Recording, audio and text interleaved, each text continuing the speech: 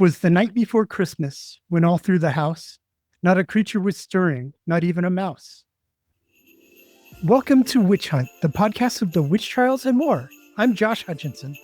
And I'm Sarah Jack. For the holidays, we thought we'd pick a lighter topic than usual. So today we look into the roots of Christmas as we know it today in the United States. We tend to think of holiday traditions as timeless. However, they all had to start somewhere. You may be surprised by how recently many of our traditions were created. For example, Santa Claus was created in the 19th century, just about 200 years ago. In fact, many of our revered traditions were developed in the 19th century. We wouldn't recognize the Christmas observed before then. As we'll explain, the winter holidays were more like carnival than the more sedate, family-oriented Christmas most Americans celebrate today. In this episode, we'll peel back the layers of today's holiday to reveal the true origins of the invented traditions we know now. In his wonderful book, The Battle for Christmas, A Cultural History of America's Most Cherished Holiday, historian Stephen Nissenbaum defines invented traditions as customs that are made up with the precise purpose of appearing old-fashioned. Remarkably, this is how many of our timeless traditions came to be. But Christmas wasn't popular in all corners of early American society, especially not in colonial New England. In fact, Christmas was so reviled by many Puritans that they banned the practice in both England and Massachusetts. The ban did not hold up long in England, but ran from 1659 to 1681 in Massachusetts. And the law was only repealed there in the face of pressure from the restored English monarchy, who threatened to pull the Massachusetts Bay Colony's charter, the foundation of its self-governance, due to the passing of many laws that were in conflict with English law, as well as other colonial actions which the king found repugnant. Despite repealing the Christmas ban, by the way, the colony still lost its charter and was placed under the authority of a royal governor who answered to the king. And even after the ban was lifted, Puritan churches did not hold Christmas services, and people were expected to work on Christmas Day, unless it was a Sunday, in which case the normal Sunday services were held. It is commonly believed that the Puritans banned Christmas because they were the enemies of fun. However, the real reason for the ban was more complicated. For one thing, Christmas was not the peaceful family holiday many people currently observe. Christmas revelries could easily get out of hand, resulting in theft, property damage, and sometimes violence. You see, in those times, Christmas was more like the carnival celebrations we associate with the approach of Lent. And some elements are the same as what we've heard about in researching the history of Halloween. Many of these elements can be traced back to pre-Christian winter festivals in Europe, like winter solstice observances, Rome's Saturnalia, and the Germanic Yule holiday. Saturnalia, the feast of the god Saturn, was itself based upon the earlier Greek celebration called Chronia, the feast of Kronos, and Cronus, essentially the Greek equivalent of Saturn. Chronia was a time when social hierarchies were thrown out the window, people from all walks of life celebrated together, and masters served their servants. Enslaved people were granted much more liberty than in ordinary times and were able to celebrate and fill the Athenian air with the sounds of their jubilee. These themes of rampant equality and social inversion were carried on by the Romans with Saturnalia, which was held annually from December 17th through December 23rd. Like many fall and winter holidays, Saturnalia was a harvest festival, observed at a time of year when fresh crops were in, agricultural workers had some freedom from work, and animals were slaughtered to prepare for winter. These were days of leisure for many people when food and drink were abundant and had to be consumed or preserved for the coming months. It was a natural time for feasting and letting loose when food, drink, and sex were all on the table. This, of course, would later trouble the Puritans and many other Christians, who were shocked by the rock and roll lifestyles of the ancients. For the Puritans, the link between Christmas and the feast of Saturn was a problem. There were people in New England who refused to even name the days of the week. For such people, Saturday was not Saturn's day, it was simply the sixth day. And Christmas was certainly not to be observed by letting go of inhibitions. If Christmas was to be observed at all, and many believed it should not be celebrated. It should be observed quietly and solemnly, reflecting on Christ's life and sacrifice. But should Christmas be acknowledged? According to many leading Puritans, the answer was a resounding no. The Puritans believed in only observing religious customs, rites, and holidays spelled out in the Bible. And there is no passage in Scripture that instructs followers of Christ to observe the day of his birth. Furthermore, nobody knows the date when baby Jesus was born.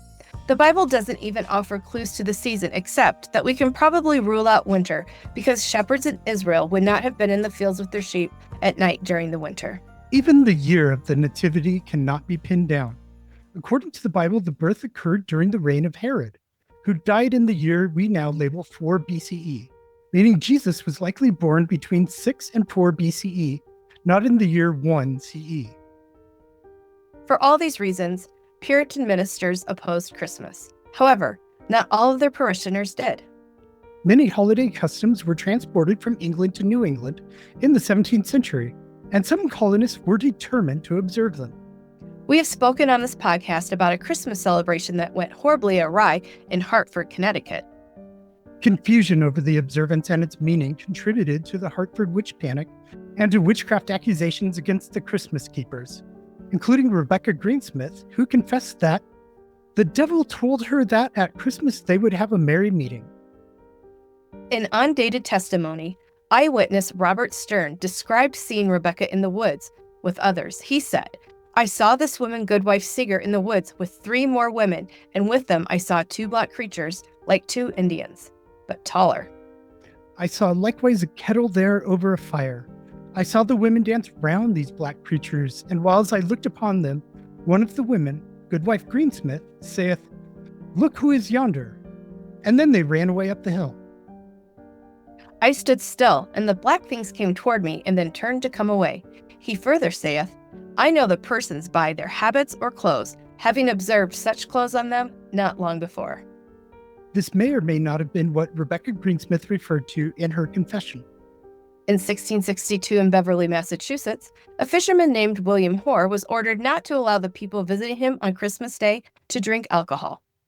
William was the husband of future Salem Witch Trial suspect Dorcas Hoare.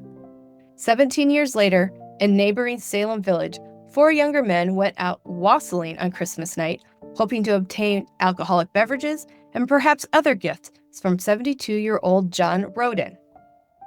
The young men included Samuel Braybrook, who in 1692 would be tasked with transporting Sarah Good from Salem Village to Ipswich following her witchcraft arrest, and who went on to testify against our mutual ancestor Mary Esty.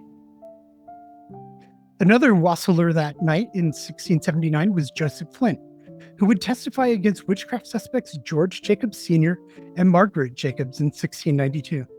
Benjamin Fuller was also with the Christmas keepers that night.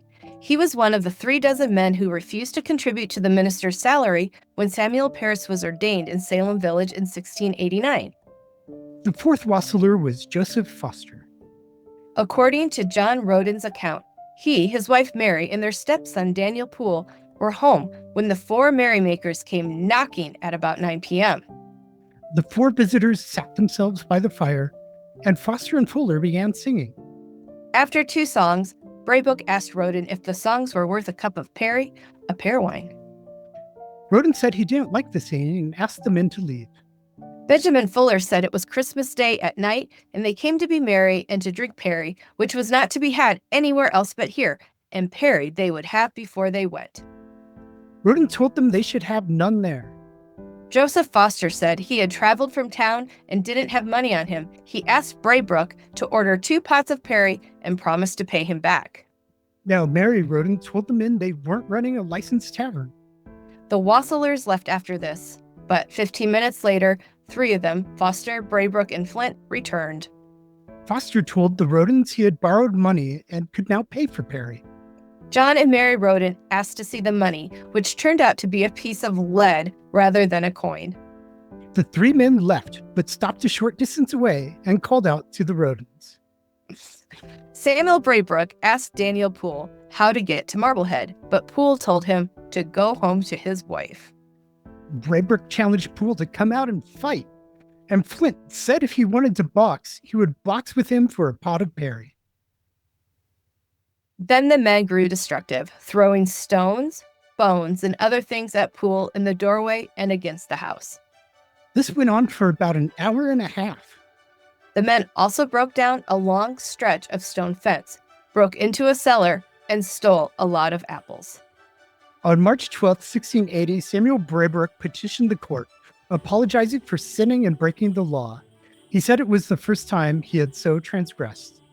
The records and files of the quarterly courts of Essex County do not indicate the outcome of the case against the wassailers. As shown by this incident, rituals of misrule and social inversion remained in place long after the Roman Catholic Church replaced Saturnalia and celebrations of the winter solstice with Christmas in the 4th century. The addition of Christmas to the church calendar came after Christians had for 3 centuries not observed a day as the anniversary of Christ's birth. Throughout the early centuries of Christianity, believers did not place much importance on the birth of Christ. It was his rebirth and his impending return that drew more attention. And so the Christians of the first 3 centuries AD did not have Christmas. However, in the 2nd century AD, a group of Christians in Egypt began to celebrate Jesus' baptism on the day now known on the liturgical calendar as Epiphany, the celebration of Christ's manifestation to the Gentiles. Over time, this celebration spread across the Greek-speaking portion of the Roman Empire and grew to incorporate Christ's birth and the Magi arrival in Bethlehem. Christmas was not the only Christian holiday to take the place of an earlier non-Christian festival. Indeed, the Egyptian Christians may have selected January 6 for Epiphany because the Greeks had celebrated the birth of Aeon from the virgin goddess of Kore on that day. Kore was a form of the goddess Persephone, and Aeon may have been a form of the god Dionysus, who had been reborn after being killed by the Titans. Bacchus was the Roman equivalent of Dionysus. You may recognize him from his feast called Bacchanalia, another festival which many Christians found to be the time of too much licentiousness. Meanwhile, Christians in the western part of the Roman Empire continued to abstain from observing Jesus' birth until after Emperor Constantine converted and made Rome a Christian empire. It was during or shortly after the reign of Constantine that Latin-speaking regions began observing Christ's birthday. At the time the church adopted December 25th for Christ's birthday, that date fell on the winter solstice, the moment when days began growing longer following the longest night of the year. This day was observed by many Romans as the birthday of the sun god Sol Invictus. So Romans went from celebrating December 25th as Dies Natalis Solis Invicti, the birthday of the god of the unconquered sun, to celebrating it as Christmas, the birthday of Christ, who is known as the immortal Son of God. From the god of the sun to the Son of God, Roman religion was being shaken from the foundation. Both Epiphany and Christmas began to be observed across most of the Roman Empire in the 4th and 5th centuries, and made their way into the ecclesiastical calendar by 567, when the Council of Tours created the 12 days of Christmas, declaring that every day between Christmas and Epiphany was a festival. Now that's a tradition I could get behind. This council also created the season of Advent, during which Christians were tasked with preparing for Christmas and for Christ's return. The pre-Christian festivals we have discussed so far are not the only ones to feed into the Christmas season. And the Romans weren't the only ones partying in the winter. To their north, the Germanic and Scandinavian peoples were celebrating Yule. Many of our contemporary Christmas traditions, such as those Yule logs we love to watch burn on TV, came from this festival. Wassailing, the predecessor of caroling, may also have developed during the centuries when Yule was broadly celebrated in Northern Europe. The earliest known reference to Yule comes from a 6th century Gothic calendar, which refers to what we call November as Fruma Julis, meaning before Yule. The holiday is also mentioned by the Venerable Bede and by the authors of several sagas. As Christianity spread to the Germanic lands, Yule was absorbed into Christmas. This syncretic method of absorbing local customs into Christianity created Christmas as we know it by fusing Saturnalia, the solstice, Yule, and other influences. Christmas was initially more of a festival for adults than the family-oriented holiday we observe these days. In the words of Increase Mather, the Puritan divine from Boston, the generality of Christmas keepers observe that festival after such a manner as is highly dishonorable to the name of Christ. How few are there comparatively that spend those holidays, as they are called, after an holy manner, but they are consumed in computations and interludes, in playing at cards, in revellings, and in excess of wine, in mad mirth. Increase's son Cotton later put it this way: the feast of Christ's nativity is spent in reveling, dicing, carding, masking, and in all licentious liberty, by mad mirth, by long eating, and by hard drinking, by lewd gaming, by rude reveling.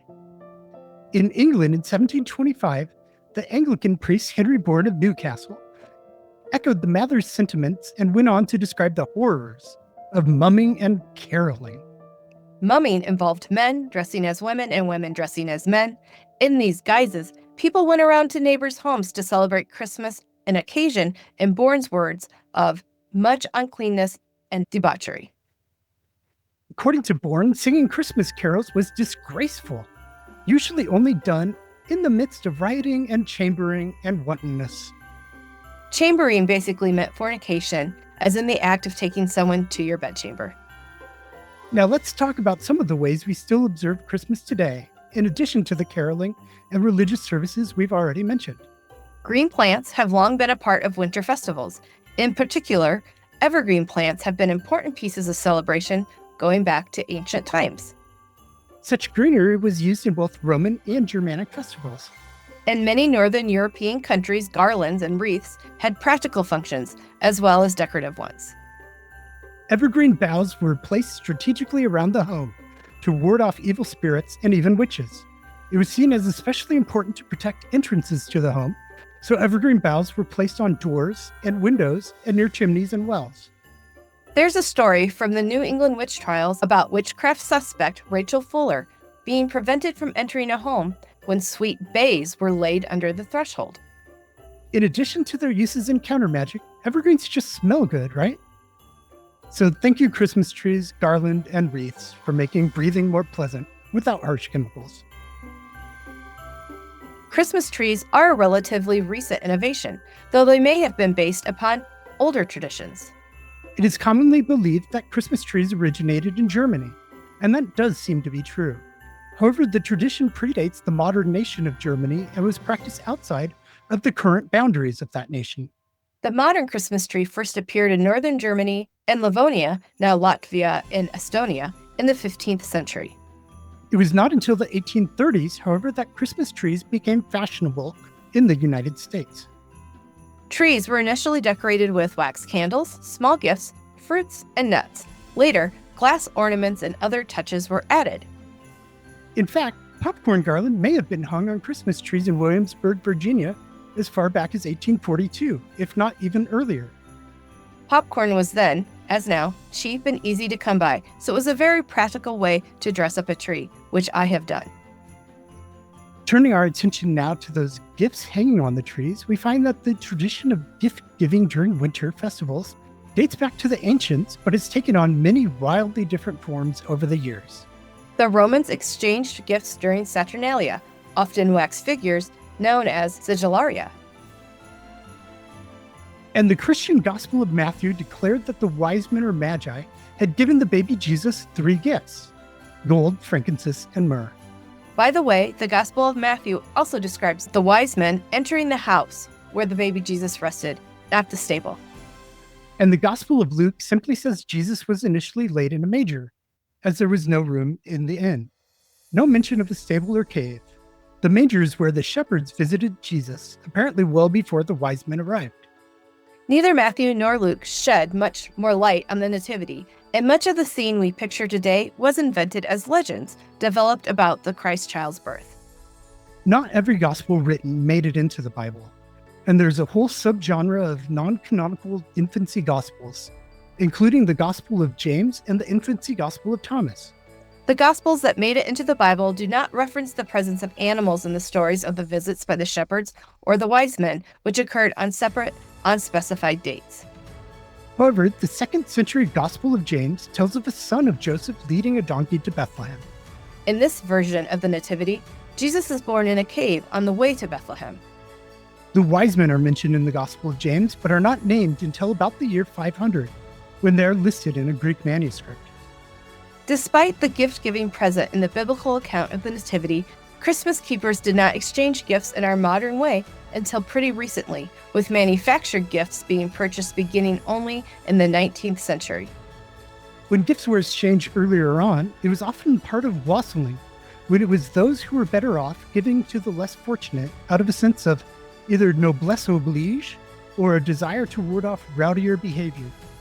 But in the 19th century, people in the US and elsewhere started to think of the children, because wasn't it rewarding to give gifts to our own kids and bask in their happy glows? Much more rewarding than reluctantly giving to people you barely knew, if at all. The shift toward giving presents to children was part of a large shift toward a more peaceful, domestic Christmas. The carnival-like atmosphere and much of the raucousness disappeared, and being with family became the most important thing about the holiday. The Christmas shift reminds me of what happened with Halloween in the middle of the 20th century, when the Wild Night was partially reined in and children's trick-or-treating took center stage. Another way Americans recentered Christmas around children was to invent a colorful character to deliver many of the presents. Did you know that Washington Irving, author of Sleepy Hollow, wrote stories about St. Nicholas that significantly contributed to the development of Santa Claus? Irving and his literary friends, known as the Knickerbockers, wrote many of the earliest stories and poems about St. Nicholas in the U.S. The Knickerbockers worked to invent the tradition first of visits from St. Nicholas and later of visits from Santa Claus, which were supposedly based upon ancient Dutch traditions. In fact, the Knickerbockers were named for Irving's 1809 book, Knickerbocker's History of New York, a parody which referenced St. Nicholas 25 times. One passage from the Knickerbockers' History of New York says, "And the sage Olaf dreamed a dream, and lo, the good St. Nicholas came riding over the tops of the trees in that self-same wagon wherein he brings his yearly presents to children." And when St. Nicholas had smoked his pipe, he twisted it in his hatband, and laying his finger beside his nose, gave the astonished Van Cortlandt a very significant look. Then mounting his wagon, he returned over the treetops and disappeared. Santa scholar Charles W. Jones wrote that, without Irving, there would be no Santa Claus. Santa Claus was made by Washington Irving. Knickerbocker writings directly fed the famous 1823 poem, A Visit from St. Nicholas, which is also known as The Night Before Christmas. This poem is attributed to Clement Clarke Moore, whose great-great-great-grandfather, John Moore, may be the same John Moore who served on juries in the witchcraft trials of Mary Johnson, Catherine Palmer, Joan and John Carrington, and Margaret and Nicholas Jennings. This poem created many of the features of Santa Claus we know and love today. His look was further stamped into America's minds through images drawn by Thomas Nast in 1863 and 1881. Nast also developed the idea that Santa lives at the North Pole. In the later 1800s, stores started using Santa displays to attract customers during the Christmas season. And in the 1890s, children first flocked to stores to visit men costumed as Santa. Over time, Santa was used in more and more advertising displays. And even headlined major parades. In the 1930s, Coca-Cola advertisements cemented the picture of Santa in his red suit. And now Sarah and I would like to read the well-known poem, A Visit from St. Nicholas. 'Twas the night before Christmas, when all through the house, not a creature was stirring, not even a mouse. The stockings were hung by the chimney with care, in hopes that St. Nicholas soon would be there. The children were nestled, all snug in their beds, while visions of sugar plums danced in their heads. And Mama in her kerchief and I in my cap had just settled our brains for a long winter's nap. When out on the lawn there arose such a clatter, I sprang from my bed to see what was the matter. Away to the window I flew like a flash, tore open the shutters and threw up the sash. The moon on the breast of the new-fallen snow gave a luster of midday to objects below, when what to my wondering eyes did appear but a miniature sleigh and 8 tiny reindeer, with a little old driver so lively and quick I knew in a moment he must be St. Nick. More rapid than eagles, his coursers they came, and he whistled and shouted and called them by name. Now Dasher, now Dancer, now Prancer and Vixen, on Comet, on Cupid, on Donner, on Blitzen, to the top of the porch, to the top of the wall. Now dash away all. As leaves that before the wild hurricane fly, when they meet with an obstacle, mount to the sky. So up to the housetop the coursers they flew, with the sleigh full of toys and St. Nicholas too. And then in a twinkling I heard on the roof the prancing and pawing of each little hoof. As I drew in my head and was turning around, down the chimney St. Nicholas came with a bound. He was dressed all in fur, from his head to his foot, and his clothes were all tarnished with ashes and soot. A bundle of toys he had flung on his back, and he looked like a peddler just opening his pack. His eyes, how they twinkled, his dimples, how merry. His cheeks were like roses, his nose like a cherry. His droll little mouth was drawn up like a bow, and the beard on his chin was as white as the snow. The stump of a pipe he held tight in his teeth, and the smoke it encircled his head like a wreath. He had a broad face and a little round belly that shook when he laughed like a bowl full of jelly. He was chubby and plump, a right jolly old elf, and I laughed when I saw him in spite of myself. A wink of his eye and a twist of his head soon gave me to know I had nothing to dread. He spoke not a word, but went straight to his work, and filled all the stockings, then turned with a jerk, and laying his finger aside of his nose, and giving a nod, up the chimney he rose. He sprang to his sleigh, to his team gave a whistle, and away they all flew like the down of a thistle. But I heard him exclaim ere he drove out of sight, "Happy Christmas to all, and to all a good night." Mary Bingham has a personal family Christmas tradition to share in this week's Minute with Mary. Family traditions are very special this time of year, whether some gather with family to celebrate the winter solstice, Christmas, Hanukkah, or Kwanzaa. My mother always made the holidays very special. One of our many traditions was to sign a tablecloth every year beginning in 1977. It was always fun to see how her children, her grandchildren, and her great-grandchildren grew through the years with the art and poetry that would accompany the signatures. Mom spent several months sewing our linen creation with great joy as she rocked in her chair preparing the tablecloth for the following Christmas. Now that Mom is no longer here, our family will be sure to keep that tradition alive. The number of tablecloths is now at 3 and will continue to grow with each generation. Thanks, Mom. Thank you, Mary. And now Sarah has End Witch Hunts news. And Witch Hunts news. As we wrap up our final news segment of 2024, we want to express our heartfelt gratitude for your incredible support throughout the year. Your financial contributions have made it possible for us to continue producing this podcast and creating educational content that reaches people worldwide. Please consider including us in your holiday giving by going to our donation page linked in the episode notes.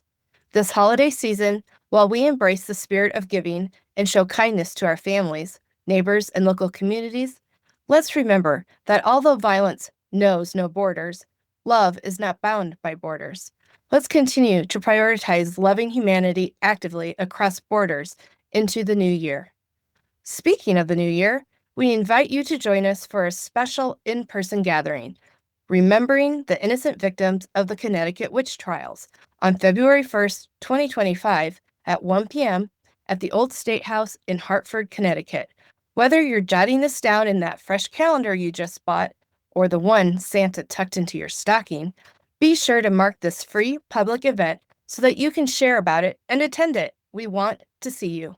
You'll find a link to the digital event program and more information in the show notes. As 2024 draws to a close, we must remember that our work extends beyond mere remembrance.